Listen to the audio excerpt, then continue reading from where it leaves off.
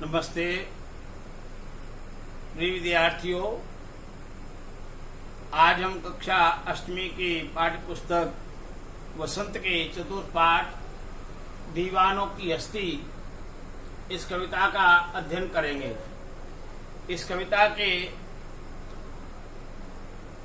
जो कवि हैं श्री भगवती चरण वर्मा हिंदी के बड़े सुप्रसिद्ध साहित्यकार हैं और साहित्य और शिक्षा के क्षेत्र में आपका अनुपम योगदान है। आपको 1971 में भारत सरकार के द्वारा पद्म विभूषण से सम्मान प्राप्त हुआ और आपने अपनी लेखनी के द्वारा अनेक कविताएं, उपन्यास, नाटक और हिंदी साहित्य की महान सेवा की है। आज इनके द्वारा ये लिखित कविता दीवानों की हस्ती, ये चित्र के द्वारा समझाया जा रहा है कि यहाँ एक युवक का चित्र है और ये बड़े दीवाने के रूप में है। तो दीवानों की हस्ती कैसी होती है, आइए इस कविता का आनंद लें। पहले इसका पाठ करें। हम दीवानों की क्या हस्ती है, आज यहाँ कल वहाँ चले, मस्ती का आलम साथ चला, हम धूल उड़ाते जहां चले। आए बनकर उल्लास अभी, आंसू बनकर बह चले अभी, सब कहते ही रह गए अरे, तुम कैसे आए कहां चले। किस ओर चले यह मत पूछो, चलना है बस इसलिए चले, जग से उसका कुछ लिए चले, जग को अपना कुछ दिए चले। दो बात कही दो बात सुनी, कुछ हंसे और फिर कुछ रोए, चक्कर सुख दुख के घूंटों को हम एक भाव से पिए चले। इस कविता के भावों को हम समझें। कवि भगवती चरण वर्मा दीवानों की हस्ती के रूप में एक युवक के जीवन को रेखांकित कर रहे हैं। और प्रिय विद्यार्थियों, कवि कहते हैं हम दीवानों की क्या हस्ती। जो दीवाने हैं अपने मस्ती के रूप में रहने वाले लोग हैं और वो अपने पथ पर, जीवन के पथ पर आगे बढ़ रहे हैं और हैं आज यहाँ कल वहां चले। कवि कह रहे हैं कि वो दीवाने आज यहाँ हैं, कल और कहीं चले जाएंगे और किसी गंतव्य स्थान पर पहुंच जाएंगे। उनकी यात्रा अनवरत चलती रहती है। मस्ती का आलम साथ चला, और जब वो चलते हैं तो उनके साथ उनकी मस्ती भी साथ चलती है। बड़े उल्लास के साथ, प्रसन्नता के साथ चलते हैं और हम धूल उड़ाते जहां चले। और जब चलते हैं तो जैसे मदमस्त हाथी जब चलता है झूमते, तो धूल भी उसके साथ उड़ती है। ऐसे ही एक मस्त व्यक्ति जब जीवन के राह पर आगे बढ़ रहा है तो धूल उड़ाते हुए चल रहा है। इसी मिट्टी में हमारा जन्म हुआ है, इसी मिट्टी में हम खेलते हैं, बढ़ते हैं और इसी की धूल में भी एक आनंद है। हमारा बचपन इसी भारत माता की मिट्टी में, इसी धूल में व्यतीत हुआ है। तो इसलिए कवि यहाँ कह रहे हैं हम धूल उड़ाते जहां चले। आए बनकर उल्लास अभी, ये उल्लास हमारे जीवन में आगे बढ़ने की जो खुशी है, ये जब आती है तो आंसू बनकर वह चले अभी, और हमारे कभी आंखों में आंसू आ जाते हैं उसी उल्लास में, प्रसन्नता में। जो हम जीवन में ऊंचाइयां प्राप्त करते हैं, आगे बढ़ते हैं और जीवन के पथ पर आगे बढ़ते हैं, तो हमारे अंदर बढ़ते हुए प्रसन्नता की भी खुशियां आती हैं। सब कहते ही रह गए अरे, तुम कैसे आए कहां चले।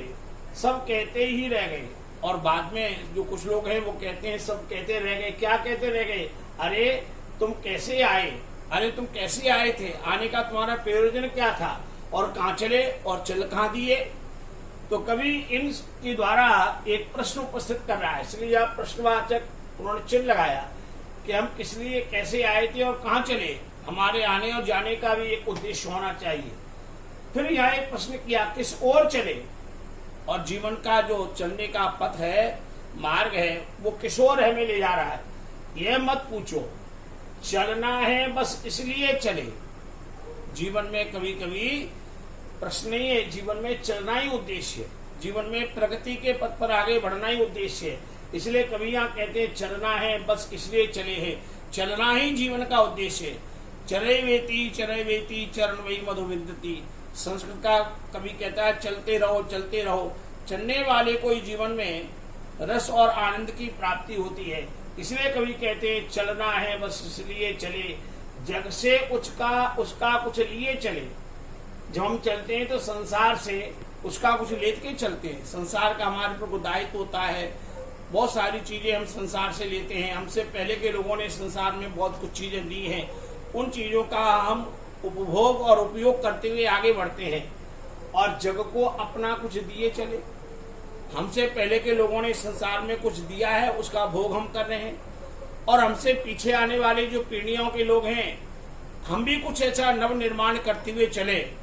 जैसे हमने पुराने लोगों से कुछ लिया है तो हम आने वाले लोगों को भी तो कुछ दे के जाएं।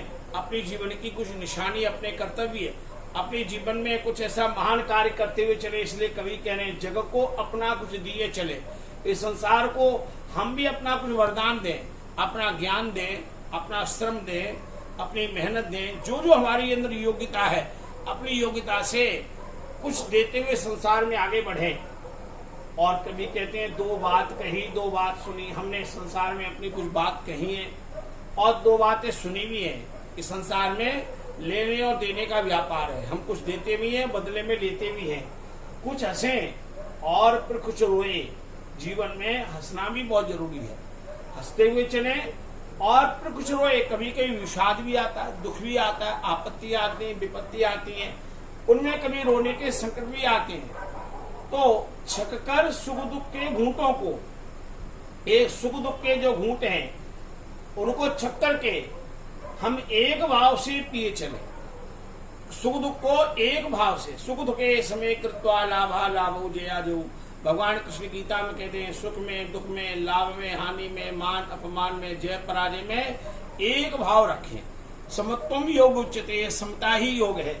इसी प्रकार से यहाँ कवि रेखांकित कर रहे हैं छककर सुख दुख के घूंटों को हम एक भाव से पिए चले। हम एक भाव से मन में समानता रखें। न सुख में अधिक प्रसन्न होना है, न दुख में अधिक घबराना है। सुख और दुख में मन की समानता को लेकर के जीवन के पथ पर आगे बढ़ते चले। हम भिकमंगों की दुनिया में स्वच्छंद लुटाकर प्यार चले। हम एक निशानी सी उर पर ले असफलता का भार चले। अब अपना और पराया क्या, आबाद रहे रुकने वाले। हम स्वयं बंधे थे और स्वयं हम अपने बंधन तोड़ चले। भगवती चरण वर्मा। प्रिय विद्यार्थियों, यहाँ कवि बहुत सुंदर भाव प्रस्तुत कर रहे हैं। कहते हैं हम भिकमंगों की दुनिया में, ये संसार कैसा है, सब एक दूसरे से मांग रहे हैं। आज जो अध्यापक है पढ़ा रहे, हमने अपने गुरुओं से मांगा और आप विद्यार्थी आज हम दे रहे हैं। आप में से कल विद्यार्थी जो और बड़े होंगे वो अच्छे बनेंगे, वो आने वालों को देंगे। तो कवि ने उसी को यहाँ चित्रित किया है। हम भिकमंगों की दुनिया में स्वच्छंद लुटाकर प्यार चले। एक दुनिया में सबसे बड़ी चीज है वो है स्वच्छंद, अपनी मस्ती के साथ, अपने आनंद के साथ क्या लुटाते हुए चले, प्यार, स्नेह, प्रेम।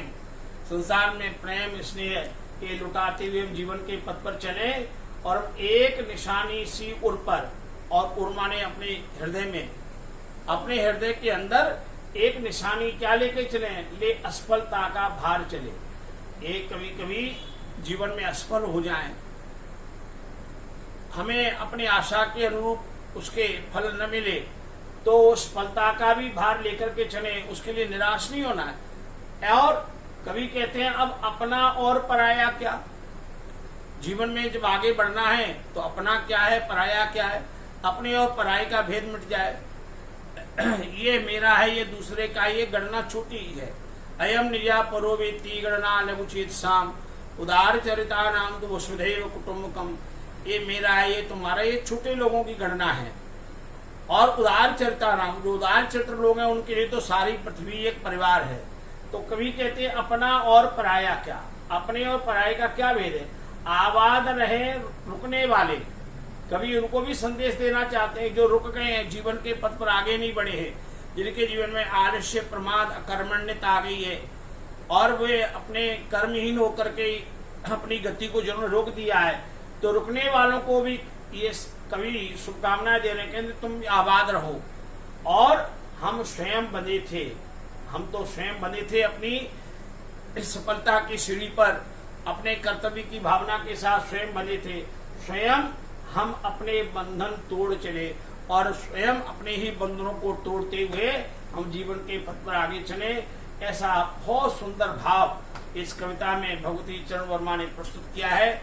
बच्चों, इसी साहित्य के इस प्रसिद्ध कवि ने ऐसे ही सुंदर भावों के साथ में, जिनको 1971 में भारत सरकार के द्वारा इतना उच्च सम्मान पद्म विभूषण प्राप्त हुआ, तो इस कविता का आप आनंद लीजिए।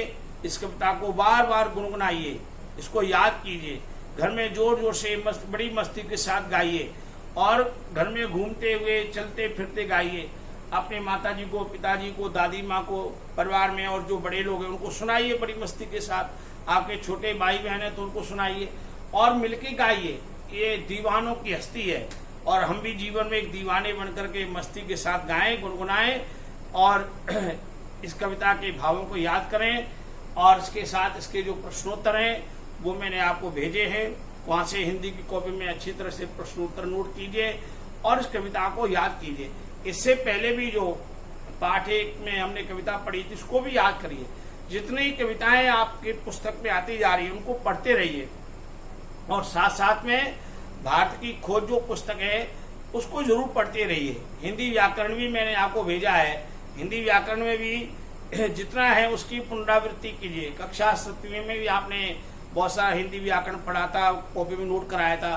कक्षा 6ठी में भी मैंने आपको लिखाया था, तो आपको पास में कक्षा 6ठी की कॉपी होगी, 7वीं की कॉपी है व्याकरण की, उस व्याकरण कॉपी को निकालिए। वहां से अपने व्याकरण के जितने निबंध हैं, उसके जो आपको बहुत से हमने पत्र लिखाए वो पत्र पढ़िए और बहुत से व्याकरण के प्रसंग आपको लिखाए उनको पुनरावृत्ति कीजिए, अभ्यास कीजिए। तो इस कविता का हमने आनंद लिया और इसको आप बड़ी मस्ती के साथ में घर में गाएं इन शब्दों के साथ। धन्यवाद, नमस्ते।